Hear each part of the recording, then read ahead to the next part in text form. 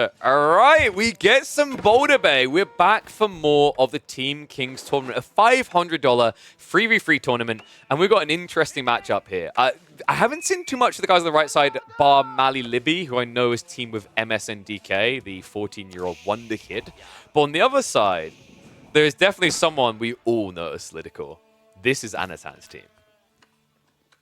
Oh boy, and you know, Home Senpai is also one that's a lot more familiar with competitive settings than many of the players are in this tournament. He's been playing in quite a few tournaments. He's definitely no stranger to competitive events. Now, we touched on this KP before the game, but just to reiterate, the only difference between these two teams is the presence of the Ayyubids and the Rus on each side. So I guess the big wildcard becomes what these players do with that. And one thing I'm spotting, KP, and that's going to be very awkward, is the team spawns. You look at Anatan's team, they're kind of close to one another, but on the other side, God's Shadow is just all the way out there with no one being nearby. Yeah, it is a little bit wild the way this is spawned. I think that's to do with the tree lines, maybe, just kind of shoving them away, but definitely unexpected, a little bit unorthodox here.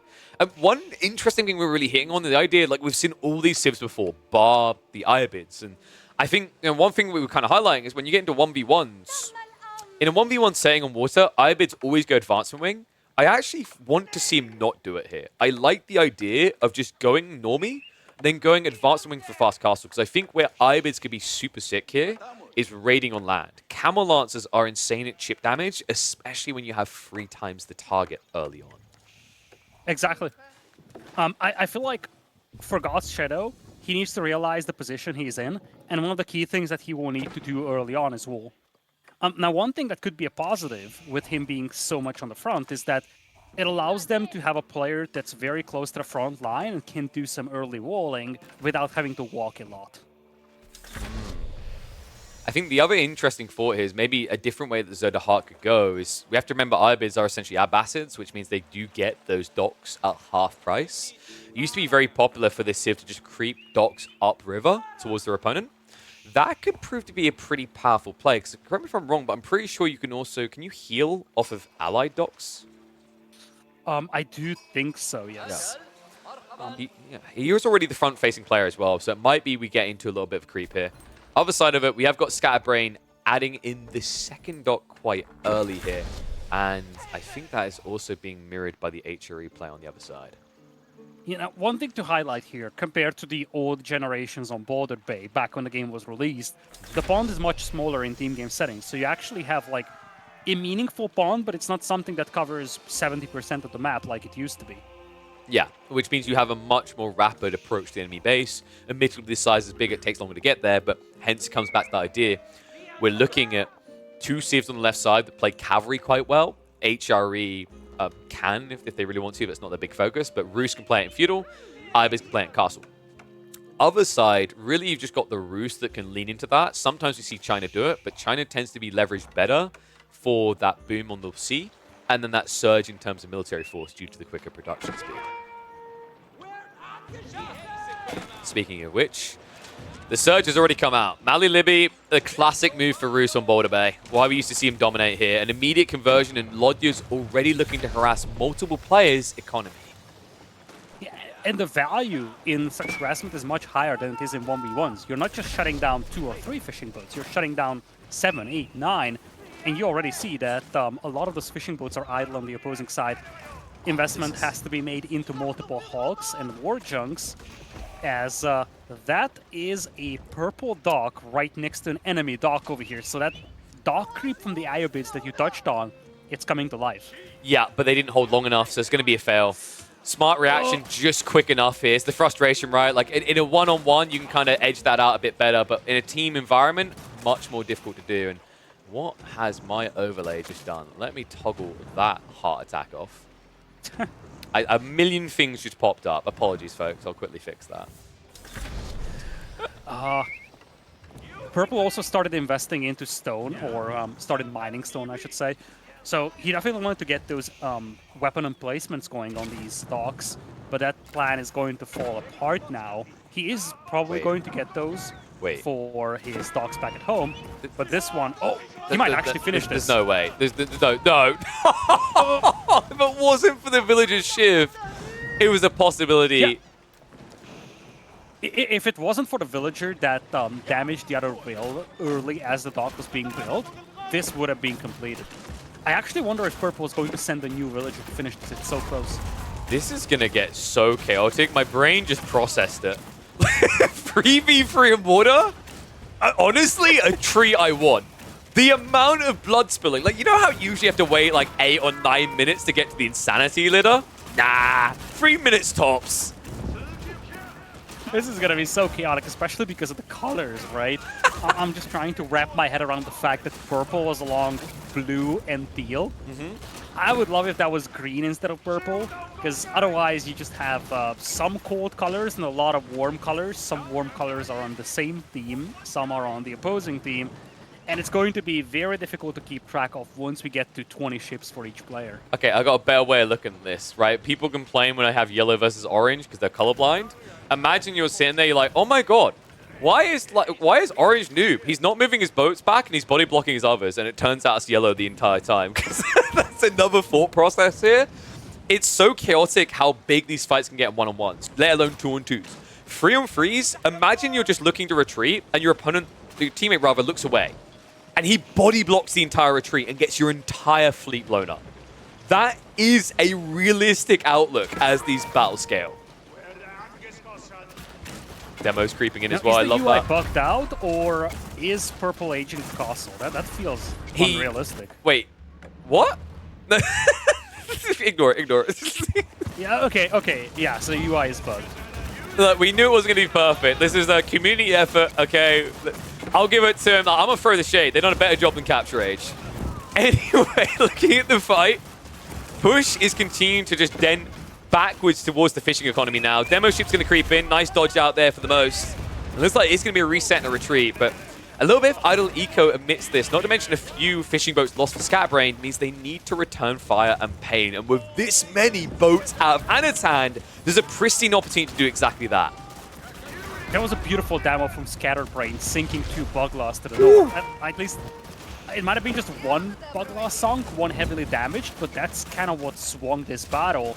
And suddenly, Anad's team is on the roll. And look who's carrying it. Look at the military count right now. Anatan is the backbone of this. His whole fleet staying alive. Really kind of shows you. I've been talking about this guy, how he's basically a top 16 player in 1v1s. Micro is showing right now. I think he's definitely the shine out player here. He's the one who's doing the most out of any player in these engagements. The balance between arrow ships, demo ships, and Sprungle ships is also very delicate when you micro this. If you go too heavy on ballista ships, 1 or 2 demos can easily sink your fleet, and it's pretty difficult to coordinate when you have 3 players all just spamming ships.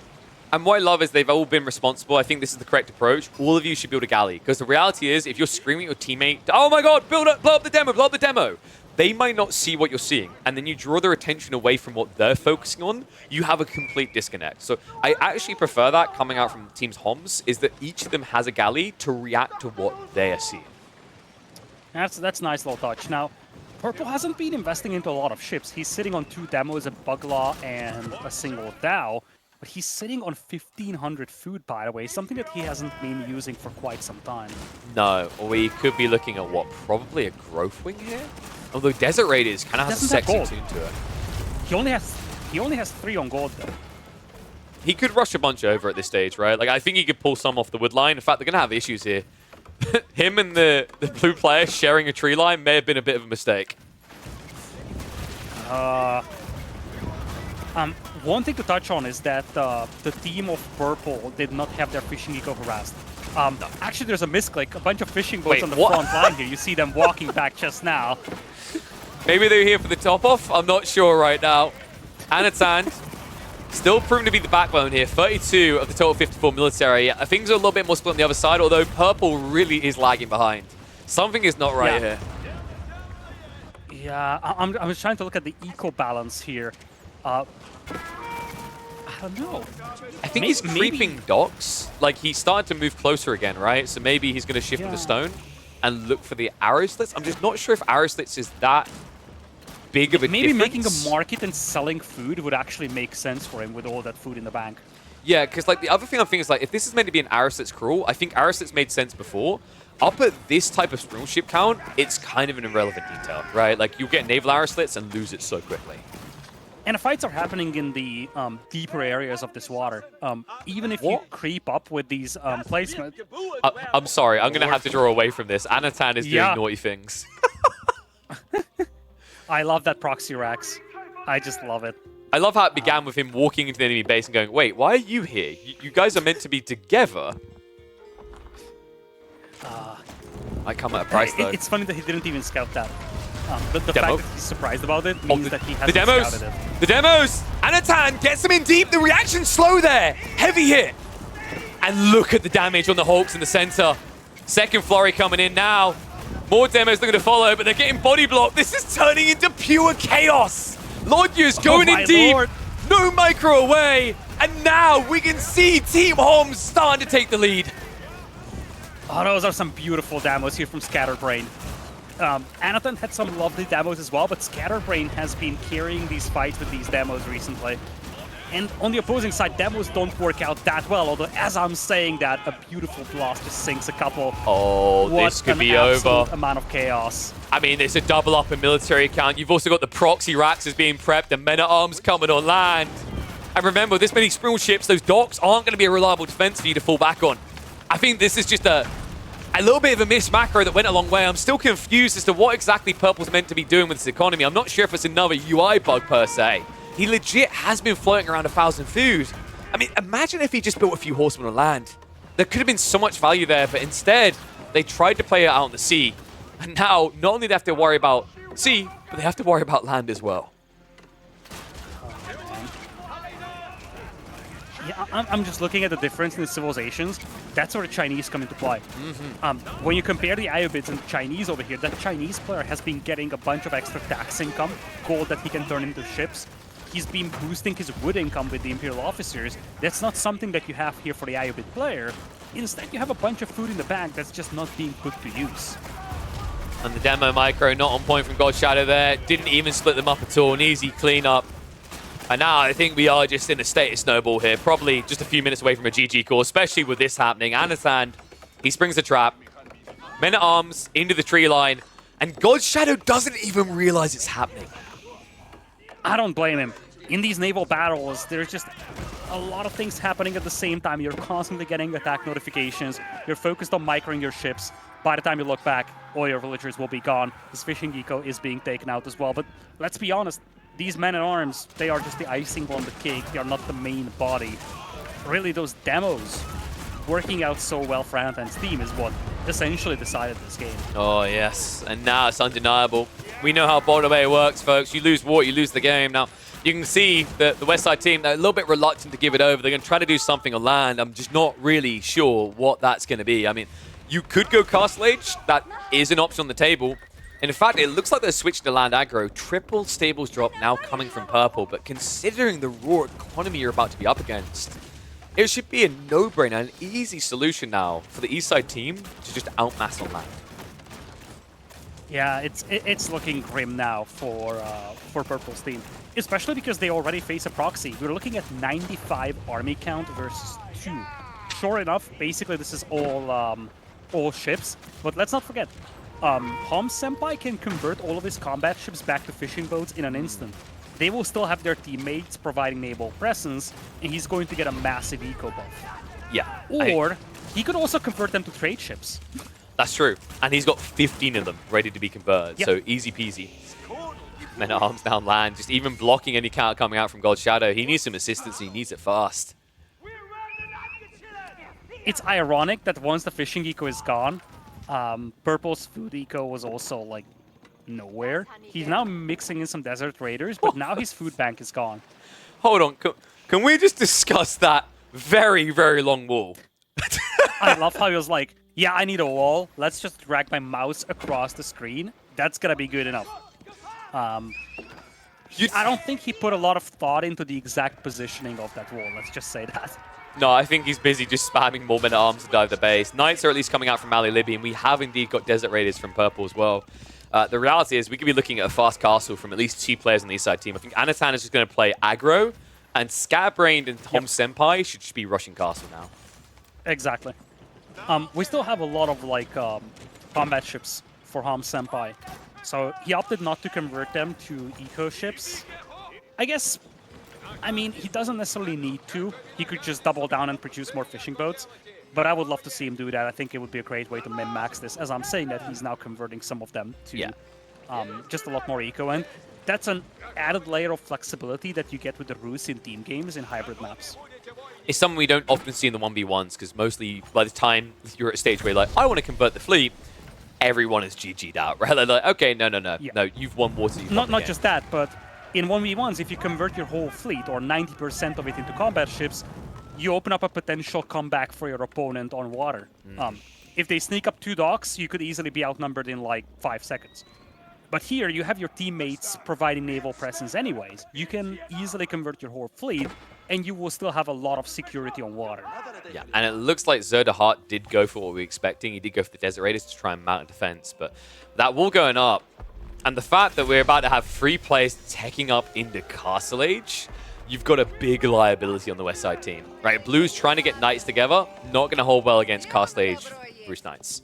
HRE is kind of hard stuck here. They've taken a lot of losses on land as well as at sea. They are at least going to clear up the proxy Raxes, but now they're switching to full feudal into castle on land. I mean, just think about the eco difference here, right? It's 159 to 255. And that's not just ludicrous. Weak eco.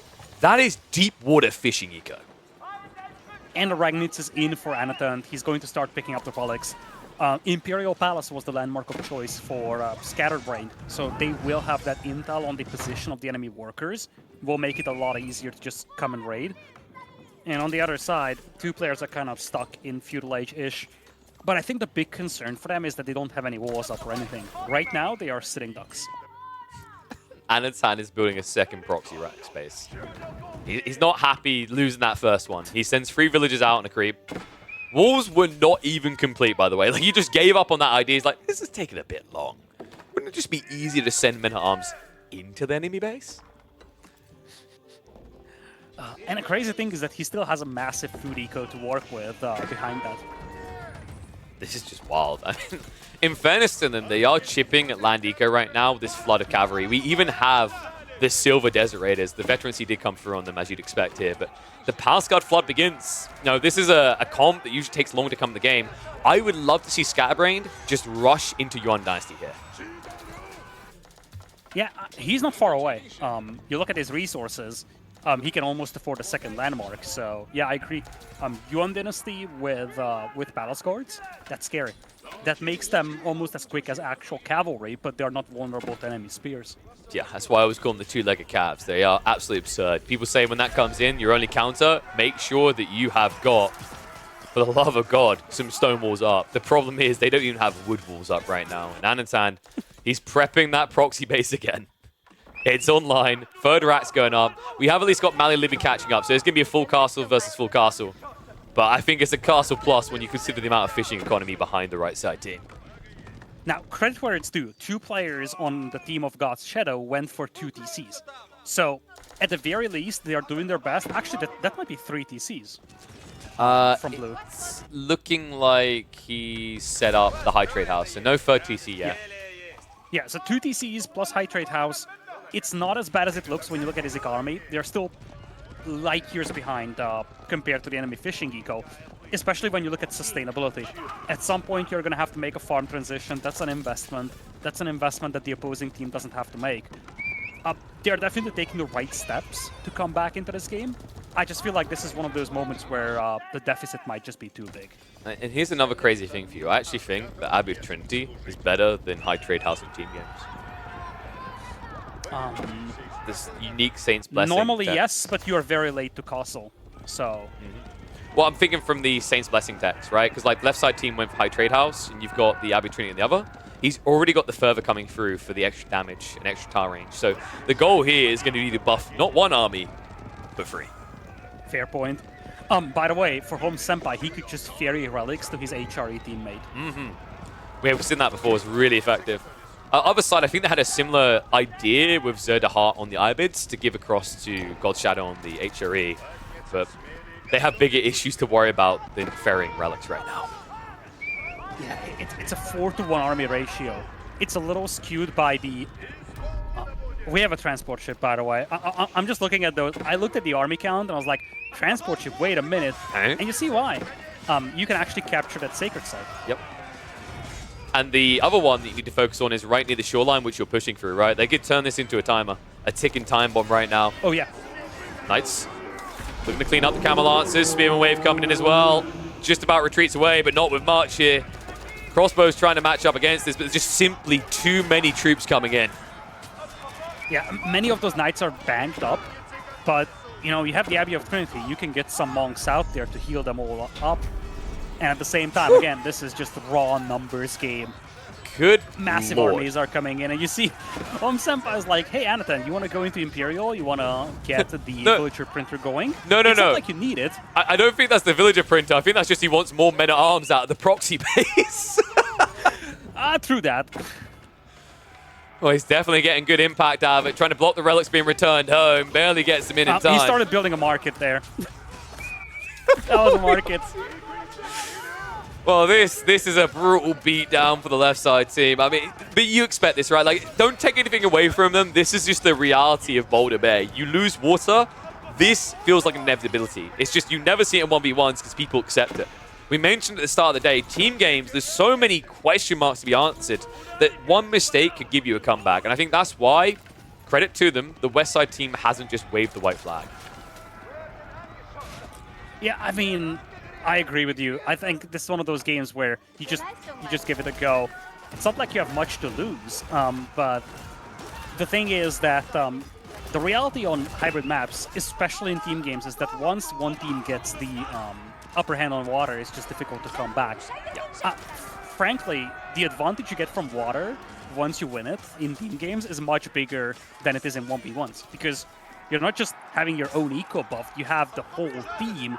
Every single one of your players is going to be 30 or so workers ahead of the respective player from the opposing team. That's a lot. Like that goes for a lot of things, right? Like the effect of Kurotai, like why Mongols is a great support civ in big team games, you know. The power of that Saint's Blessing we were talking about, like these type of things, 3x as well. It's similar in that logic. And I think, you know, it's fair to say that especially when you're talking about not just fishing, but decent trade, like it's a mile and a half to get back up the hill and in the game. Walls have gone up in the nick of time before Raiders would have crept through, and I'm just seeing 48 Roost Knights in this game right now. They must have hurt me because that army is bigger than the entirety of theirs combined. GG gets called, so Team Homs will make it look oh so simple to dominate on Boulder Bay.